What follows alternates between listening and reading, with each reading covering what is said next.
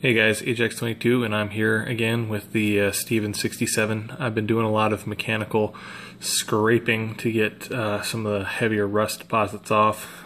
Just wanted to see if that was a viable option. There's so much rust on this gun. It's really not going to be doable by hand scrape method. So gonna have to run this through the electrolysis here as soon as I pull the Colt new service out. Yeah, it's kind of impressive actually, just how deeply pitted this receiver was. It's a bit of a testament to just how much metal there is here on these old Stevens Savage guns. These are very deep pits, and they go quite a bit down. But there's no question that there's more metal left behind than got removed. It's way overbuilt for what it is. Again, with the exception of that stupid design on the trigger guard. Still kind of amazing that they didn't just like weld a plate on here and then bolt the stock to that. I mean, these guns are so overbuilt in all other aspects. But yeah, this thing is dark side of the moon pitted, and it's gonna look amazing. I mean, absolutely amazing once the rust is pulled out. It's gonna, rank up there with the that Mini 14 that spent 10 years in the bottom of a lake, or the blood damaged 1911 that we, got up and running. But it's got a long way to go, especially on the barrel. A long way to go on the barrel. I don't think the barrel itself is super horrible. In fact, I think it's actually pretty reasonable, all things considered. But the outside, it's almost like somebody draped wet gym socks on it or something. It got pretty nasty.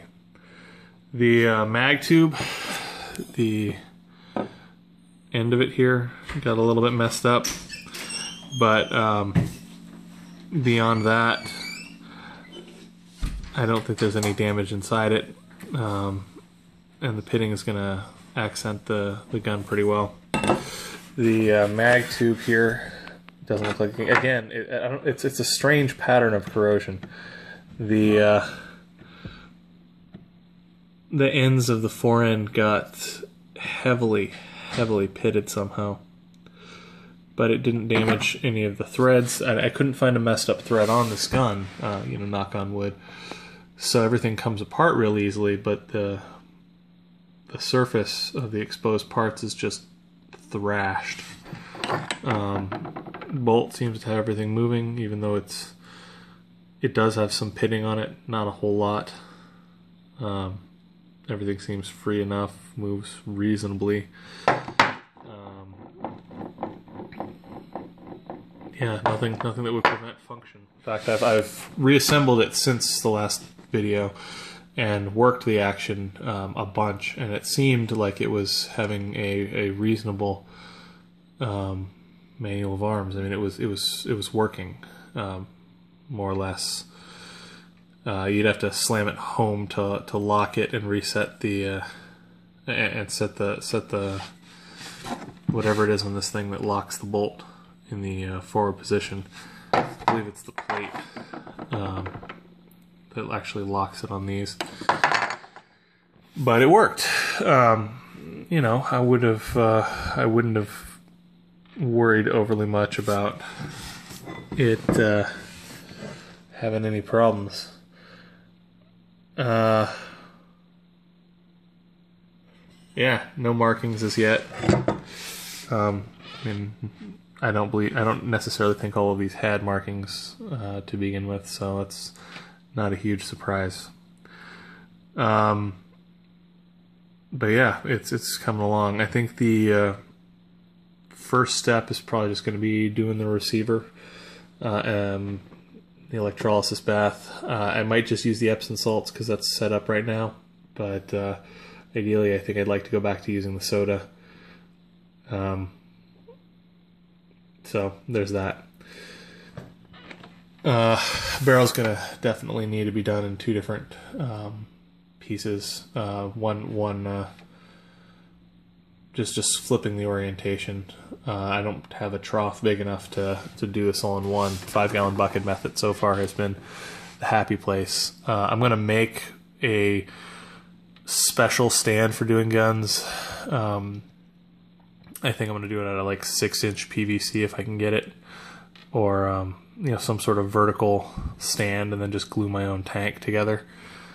I'd really like to be able to more properly do this electrolysis on longer objects. I don't want to have to do it in by switching the orientation. That can cause lines that I just don't like. That said, this is completely apart now, so there's no reason why we can't get started. The smaller parts in the fire control group, I'm probably not going to do electrolysis on yet. I'm going to leave that as its own thing. If it really comes down to it, I might just throw it in a vibratory tumbler for now.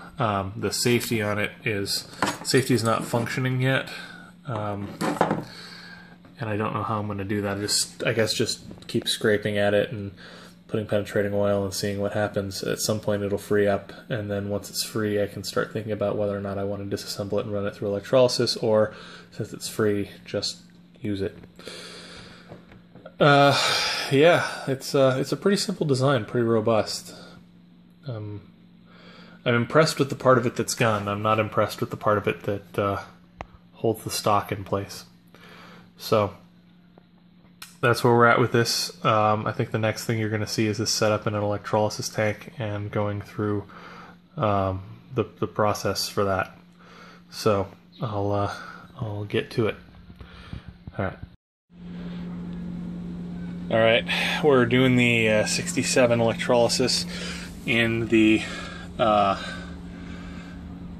Epsom salt solution. So to that end, a little bit more Epsom salts. Yeah, it only looks like a bag of crystal meth. It's not, I promise. And then make sure these don't touch. Everything's good.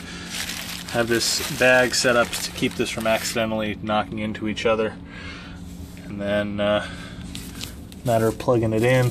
Since this is an electronically controlled one, I'm going to have to open the bag and make sure that we've got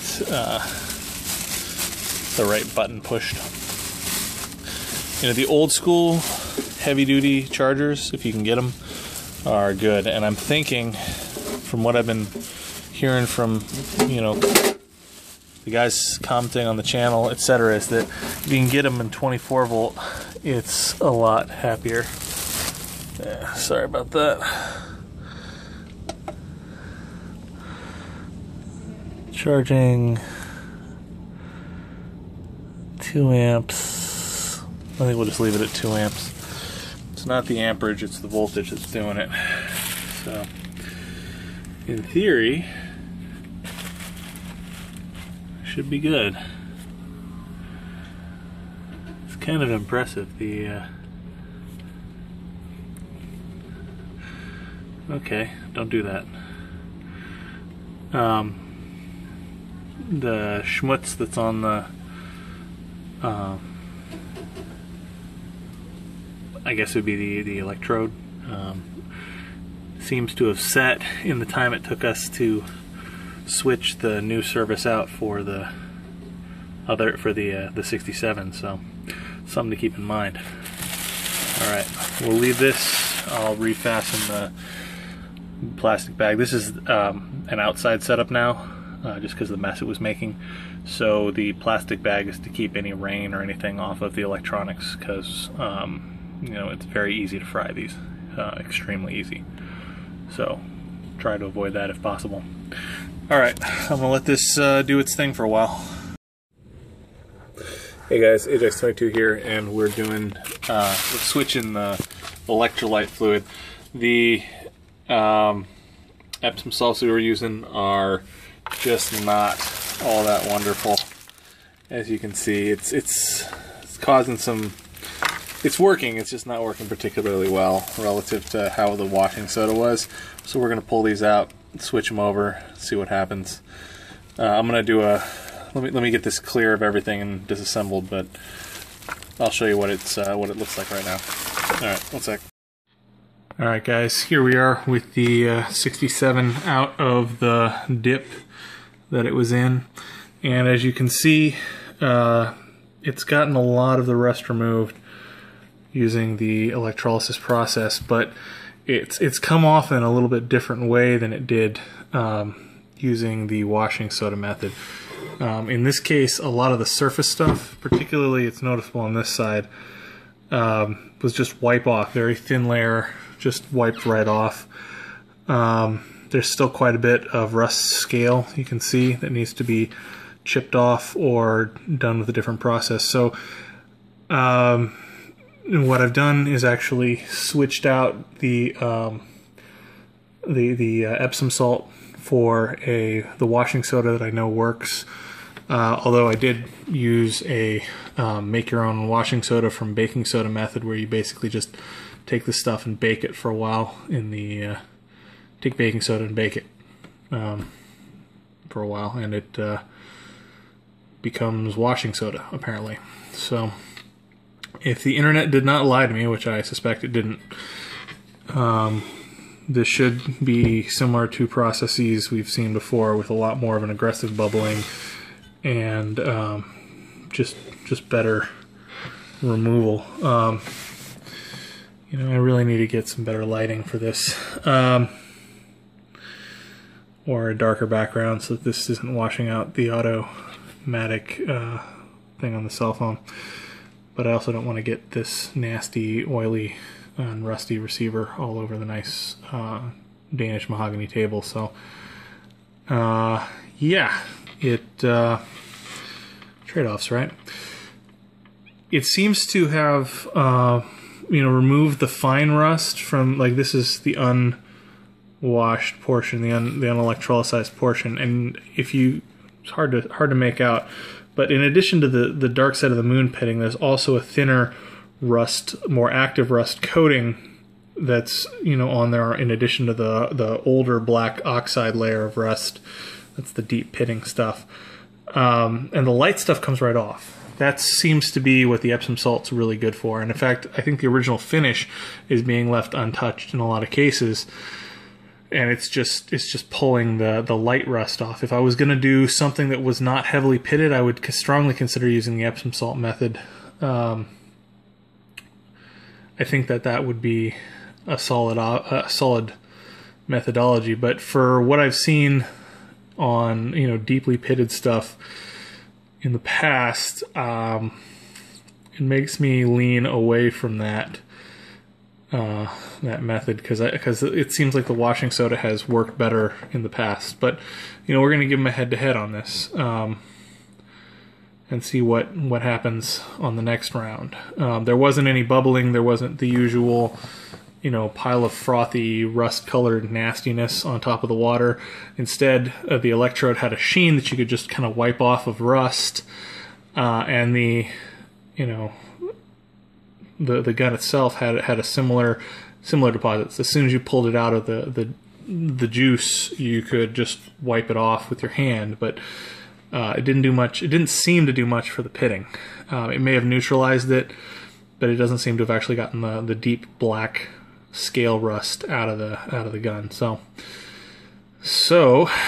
yeah, next step is, the electrolyte's already been swapped out, the electrode's been flipped, it's just sort of sitting there ready to go, but I wanted to wait for a little bit better light. So next thing will be turning it on and seeing if there's a difference on the initial power up with the different electrolyte. So I suspect that there will be, but no guarantees either way, right?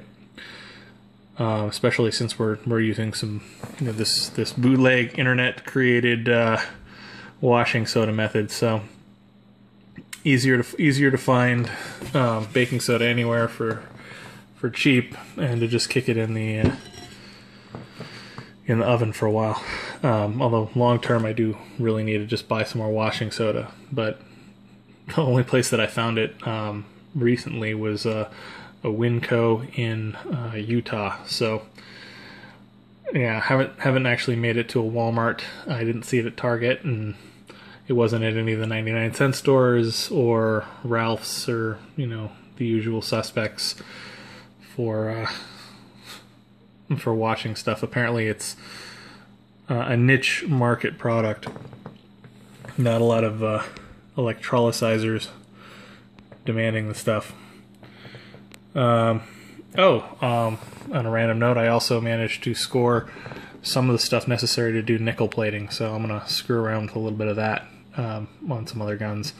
I think I'm going to do it to a little all steel FIE that I've being given for the cost of doing the transfer. So I might wind up nickel plating a few things in the Mad Max stuff. Sort of not the right time or place to make that little announcement, but it came up in my thought pattern, so now you know. All right, so yeah, next thing will be sometime in the next 12 hours when I'm putting this into the dip with the washing soda. So blink of an eye for you, 12 hours for me. One sec. Hey guys, AJX22 here, and we're doing we're switching the electrolyte fluid. The Epsom salts we were using are just not all that wonderful. As you can see, it's causing some. It's working. It's just not working particularly well relative to how the washing soda was. So we're gonna pull these out, switch them over, see what happens. I'm gonna do a. Let me get this clear of everything and disassembled, but I'll show you what it looks like right now. All right, one sec. All right, here we are. Got the electrolytes fluid switched out for the homemade, I guess the homemade washing soda based fluid. We just used baking soda and heated it up. Yeah, got the electrodes wired up, black on the part, red on the piece of metal, plugging it in, and it should actually start up quite a bit more significantly than on the Epsom salt. So yeah, hit that. We should see immediate bubbling. At least that's what we did on all the others. So yeah, there we go. A couple of little bubbles starting to pop the surface. Yeah.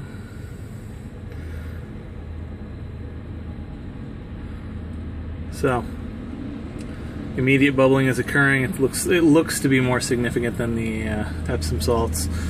I'll get out the wooden spoon and stir it. Wooden spoon to keep from having any contact between the pieces. You don't want to accidentally do it. You need to make sure that between the electrode and the part there is Hey guys, we're back and we've got the part in, the new electrolyte. Got the electrode set up. The sacrificial is on red, parts on black. And we have been seeing some immediate bubbling since plugging it in and turning it on. I just got done stirring it though, so it interrupted some of the bubbling process. But it does seem to be going, and it does seem to be actually doing more than the as far as bubbling than the Epsom salt did. So gonna cover this up and see if we get the foam like we did prior times. It's entirely possible that this this charger is just not hacking it, but you know, we'll burn that bridge when we come to it. All right, see what this does in a couple hours. I'll be right back. Hey guys, so the Steven Savage 67 that we were trying to do with the washing soda electrolyte does not appear to be doing very much. There was a power outage, and the it needed to be reset, but even counting that, I'm really not seeing much in the way of anything occurring. I think that the homemade washing soda was a fail. I don't know if it didn't get hot enough, it didn't, whatever, but the process of turning baking soda into washing soda is not happy. So having done the rusty pickle in the chemical dip, I think we might try that on this one just to see what happens. It is going to require a different trough and probably another gallon of the chemicals involved, but yeah, this did not work. So homemade washing soda, not as good as the store-bought kind by a lot. I've also ordered a variable voltage power supply that I think will allow us to increase the voltage for the electrolysis process. I don't know if it'll handle this kind of amperage, but it shouldn't be too terribly much. So we'll see. It's one of the old Heathkit 0 to 500 volt variables. I'm probably gonna have to hang some tags to tell people not to touch it if we run it at 500 volts, because that'll kill you. But getting there. All right, so next video on this one will be probably showing you the setup for the chemical process. All right, peace.